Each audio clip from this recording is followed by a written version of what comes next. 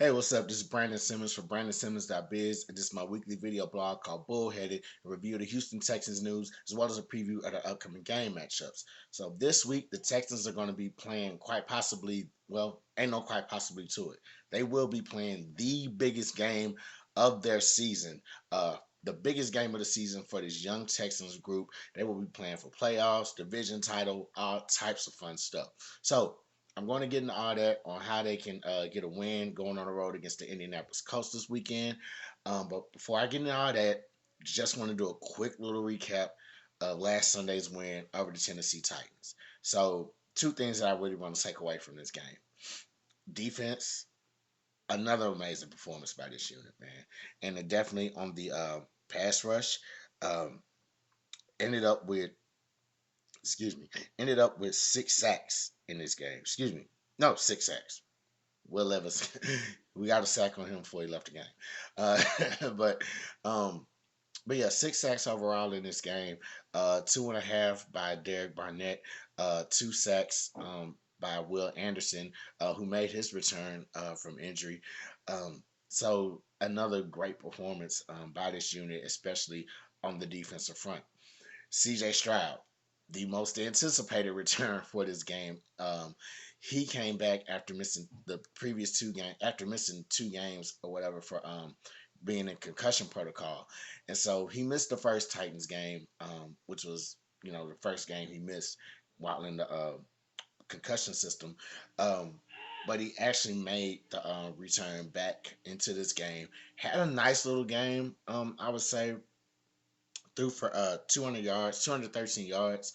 And you know what I'm saying? It wasn't the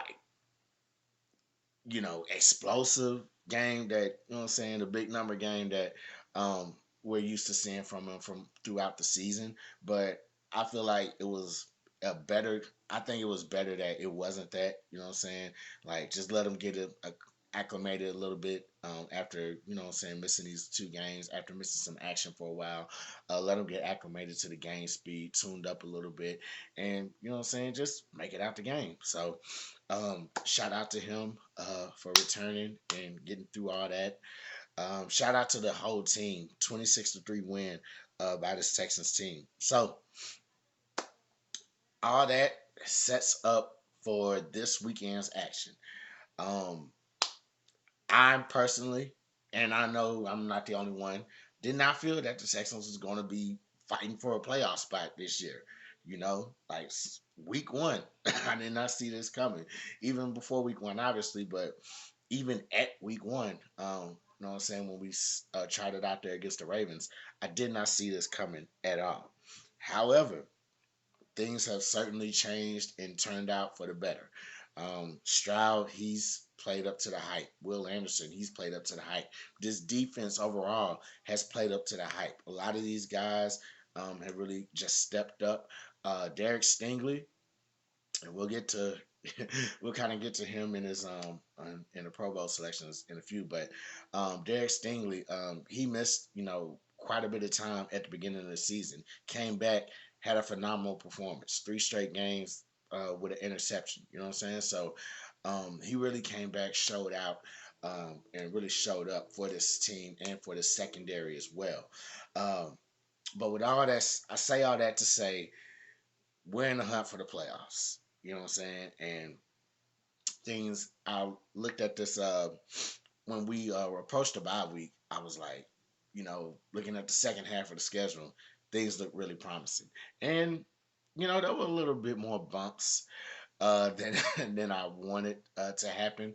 I thought we could have beat the Jets. I felt like that was just a complete, bump and miscue.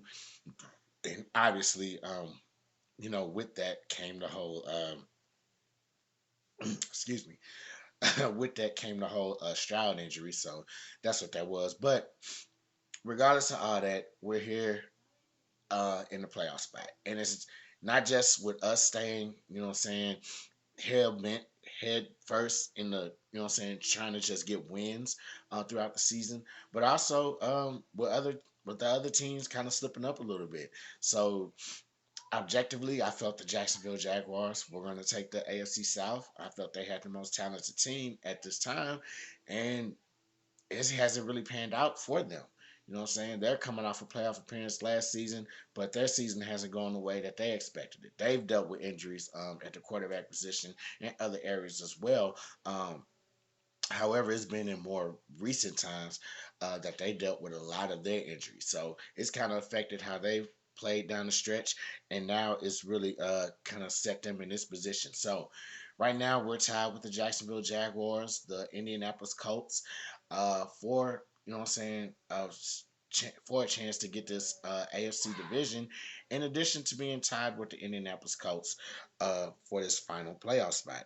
So there's a couple of scenarios that's out there as far as like what the Texans need to do um, to get into this postseason, and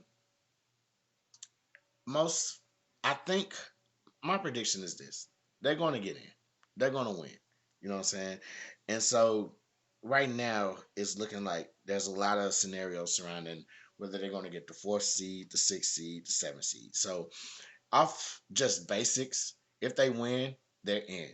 And so there's a couple of things that's kind of teetering on whether or not it when they win, whether they get the sixth seed or whether they get the seventh seed. Oh, excuse me, seventh seed. Um, so if they win, and they'll get the sixth seed if if Jacksonville beats Tennessee, obviously, but also if Miami beats the Buffalo Bills. So Dolphins beat the Bills, in addition to Jacksonville winning, then and the Texans win, then we get the sixth seed. A lot of people are looking at that as a potential matchup with the Kansas City Chiefs. And I'm pretty sure every Texans fan right now is kind of salivating at the facing the Kansas City Chiefs in the playoffs. I know. So that'll definitely be needless long story short, that'll definitely be an interesting matchup. Um as far as the seventh seed goes, and this is just the Texans winning, Jacksonville winning, and Buffalo actually winning. So the way it's painted, and this is according to the Battle Red blog that I pulled up earlier. If the Texans, if they fall to the seventh seed, if they clinch the seventh seed, excuse me, what'll happen is they'll likely be playing against Buffalo, I believe. So yeah, if Buffalo beats Miami, they'll end up winning the second seed. So Buffalo beats Miami, Texans, win and get the seventh seed. The Texans will actually face Buffalo, and so um, I believe if I'm not mistaken, the last time we were actually in the postseason, um, we actually faced Buffalo at home, and that was a crazy game. Comeback win led by Deshaun Watson, who I know y'all don't want to speak of, but whatever. But it was actually a comeback win that we had, and so a lot of the national people, I'm still that game. I'm still kind of bitter about because a lot of national people really didn't cover it Monday because some team hired some coach or whatever, and I'm gonna just leave it at that. So yeah, that happened that same weekend, or hired or fired a coach. I think it was hired the coach that Monday or Sunday or whatever. So with that being said, we'll actually have all eyes on us as far if we actually face Buffalo and beat them or whatever. But that's just thinking too far ahead. I'm just trying to really just wrap my mind around this whole playoff situation. So those are the two scenarios if Texans just win and Jacksonville wins. However, if the Texans win and Jacksonville just happens to lose against the Tennessee Titans this weekend, then we get the division. AFC South is ours. You know what I'm saying? So that'll more than likely put us at the fourth seed. I'm pretty sure. we would love nothing more than to have a home playoff game, and that'll more than likely overachieve like whatever goals and expectations the fans had, and probably even more than anything that the players had or the team had for itself. So it's going to be a long shot for Jacksonville to actually lose against the Tennessee Titans, because I don't think the Titans really, you know what I'm saying, just want to see us do well in the event that, you know what I'm saying, we actually, um, in the event that we actually, go out there and beat Indianapolis. So, the Titans and Jags game, I mean, yeah, the Titans and Jaguars don't play until next Sunday. So, how their move how their move is pretty much going to be like, I guess, based on, you know what I'm saying, what we have. I think even with, even if we lose, the Titans are still, they're still going to be up. You know what I'm saying? They're going to still, yeah, they're still going to be like kind of, you know what I'm saying, like competing for that division title, because they still got to fend off Indianapolis. But the most important thing here in this whole situation, Texans have to win straight up. So, with that being said, next news item: Pro Bowl announcements. So those are made this week. Larry Tunsil, he made a Pro Bowl, officially made the Pro Bowl roster. The bigger news is, we had quite a few guys make the alternates. C.J. Stroud made it. Will Anderson made it. Derek Stingley, he made it as an alternate. I think Nico Collins was on there, if I'm not mistaken. And Andrew Beck, yeah, so Andrew Beck actually made it as a I just had this pulled up. Why is it okay? So yeah, Andrew Beck also made it as an alternate as well. So big ups to those guys. I'm not a big like Pro Bowl guy, so um let me see. Yeah. Yeah, so Nico did make it. All right, so yeah, Nico made it. Andrew Beck made it. So yeah, big ups to those guys for making, kind of making a Pro Bowl.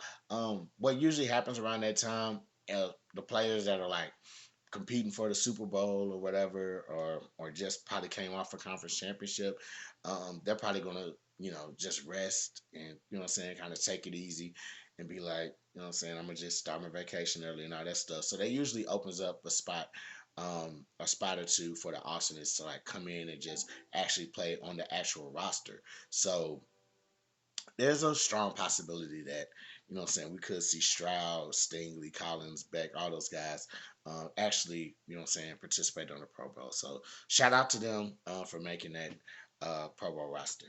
Um, so yeah, oops, I almost forgot the injury report. So right now, the game is being played on Saturday. So a lot of early decisions are already being made as far as who's playing, who's not playing. It looks like Derek. Excuse me, I was still thinking about Stingley. Um, no, Stingley is healthy. He's gonna be fine. Derek Stingley is gonna be fine. But actually, Noah Brown and Jonathan Bernard are out. They're listed as out. So that's going to be real tough. I know with Noah Brown, he's come up big in games when the other receivers were out. You know what I'm saying? When Nico was out, when Tank Dell was still kind of active, um, but got injured. You know what I'm saying? Before Tank Dell got his like season-ending injury, and he would be out. Noah Brown would actually, fill in for him and just really kind of step up. But um, I'm not too worried about our receiving core. I think we have a pretty dope receiving core. Just pretty solid down straight up down the line. So I think a lot of these guys are really going to come in and just kind of take over and just step up where they need to step up in. They've been doing that all year. Nico, he's been out, like he's been in and out, a couple games during the season, and guys have just pretty much stepped up and, made plays in his absence. So I'm not too worried about that. Even with Gennard being out, I'm not too worried about our pass rush taking a step back. He's a pretty solid player, but I know we have a pretty solid group that'll make plays. You know, Sheldon Rankins, he'll make plays. Derek Barnett, he made plays this past Sunday. So, and then of course, there's Will Anderson, future Pro Bowl, future Pro Bowl roster guy. So, I think, you know what I'm saying, this team is in good hands despite those two key injuries. Um, with that being said, uh, we still got a playoff game to play. And so I'm gonna try to get through this game preview as quick as I can because I know I covered a lot, but um, yeah. So Texans are gonna play the Colts this Saturday. Big primetime game. Supposed to be the final Monday Night Football broadcast of the regular season. Um, so they're gonna be playing this Indianapolis Colts team, who's also trying to get into the playoffs.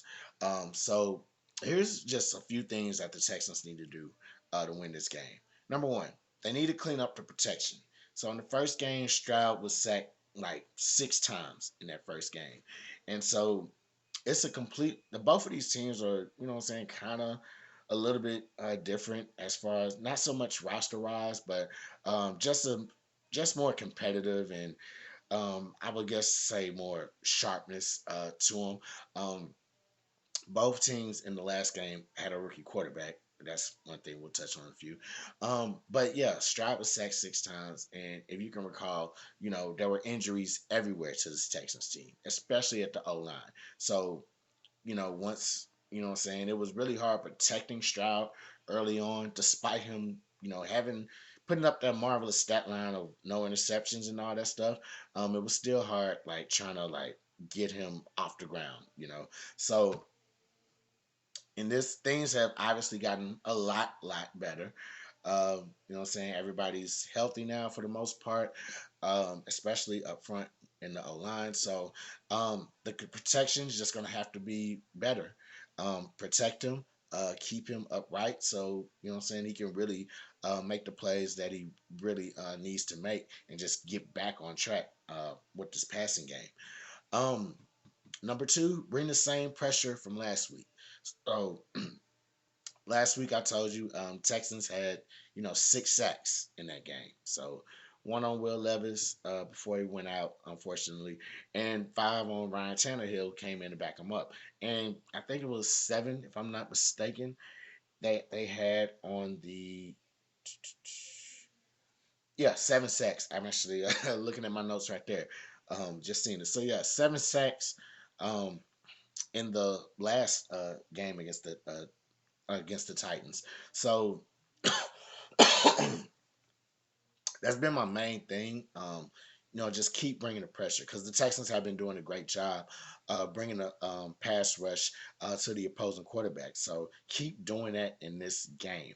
Um, as I mentioned a few seconds ago, one of the differences between the Colts this weekend as opposed to back then is, excuse me, one of the differences between the Colts this weekend as opposed to back then is that the Colts they don't have rookie quarterback Anthony Richardson with them. Unfortunately, his season ended due to a shoulder injury, and so he going into that game he was a little bit more mobile than Gardner Minshew is, obviously. Very athletic quarterback, so he'll move around in the pocket. He'll throw and all that good stuff, but obviously with the mobility, that really changes things. With Gardner Minshew, you know, he's not a bad, you know what I'm saying, QB, not a bad backup, but he's not as mobile as a Richardson, you know what I'm saying? Not really that athletic, in my opinion, you know what I'm saying? So he's not really going to, you know, just scramble out too far. He's not going to be a threat on that end.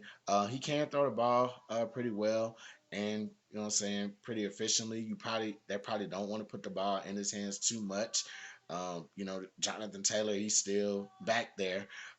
So you want to watch out for him as well. But I do think that they're going to try to get Minshew to just kind of pass the ball, obviously, and stick to that and just try to work ways to do it a little bit more efficiently. So he's going to drop back. So the Texans are going to have their chance to go after him. So in addition to them going after him, The coverage is going to have to be key. So, like I said, to me personally, I think Grenard has been the best player on that defensive line. Just the production, just getting to the quarterback, all that stuff, bringing the pressure. Um, he's been the best, one of the best figures in the last few games when he's out there, but he's not going to be out there. And even though it's still a solid group for a defensive line, I think the coverage is going to be key. So Stingley, Petrie, you know what I'm saying, all those guys, they're going to it's gonna a lot. There's gonna be a lot riding on them. Desmond King as well, Steven Nelson. You know what I'm saying? It's gonna be a lot riding on those guys to actually go out there and you know what I'm saying, really hold it down on the back end. Make sure that we're not giving up any big plays. Um, Third and final thing, the Texans have to treat this like a regular game. So I went through all the playoff scenarios. It's a lot. You know what I'm saying? Obviously, it's a lot. It's a huge game, and one of the things that's really already standing out from this game is that it's the first primetime game for this team for the entire season. You know, all year the Texans have been playing at like noon. You know what I'm saying? They've been playing at like the early start times. You know, people first get in, you know what I'm saying, just kind of check the games out. Then, you know, maybe somebody's waiting for like their team to actually play the big game, the big 3 o'clock game, the big 7 o'clock game. So now after, you know, some people might bypass a noon game or whatever, depending on the matchup. But um now the Texans are actually playing prime time, 7 o'clock, 7:15 or whatever. And you know what I'm saying? They're going to be in front of a national audience. And so we've already talked about the national coverage that the Texans have received, the national attention that they've received on sports shows, you know, all across the nation. You know what I'm saying?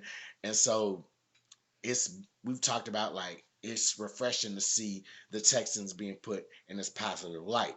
So that positive light, you know, that can be translated or interpreted as hype to some people. You know what I'm saying? People want to now that the Texans are on a you know national TV stage where everybody in America has a chance to see them. Now it's going to be all right. Who are these Houston Texans that all we know about them is you know they've had you know, Deshaun Watson until he did what he did.